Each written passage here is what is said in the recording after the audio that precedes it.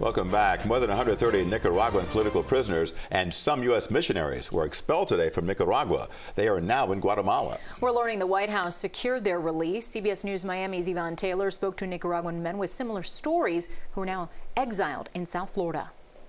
Their stories are heartbreaking, but we're also seeing an additional twist to the story, and that is no freedom of religion in Nicaragua again. That's the reason why American missionaries are part of the group. These are images of more than 130 Nicaraguan political prisoners after arriving in Guatemala. There are 11 missionaries plus 2 lawyers of a evangelical missionary group from the U.S. Felix Maradiaga is a former political prisoner. The government of Daniel Ortega had him in jail for more than 600 days for publicly denouncing the repression of the regime and challenging him for the presidency.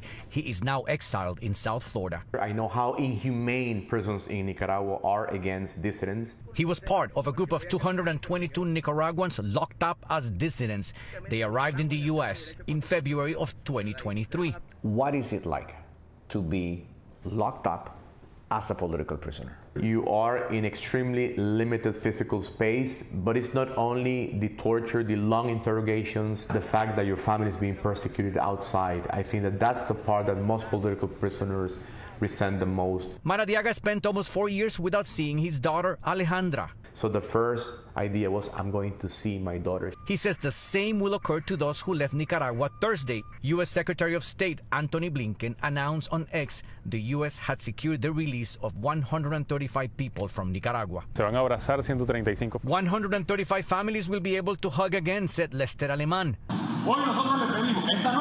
He gained notoriety when he confronted Nicaraguan President Daniel Ortega in May of 2018 after university students protested against the repression of the regime. Ortega and his wife, the vice president, stared at him without saying a word. Nicaragua, ser joven es un delito. In Nicaragua, being young and against Ortega is a crime. I paid the price for confronting a dictator.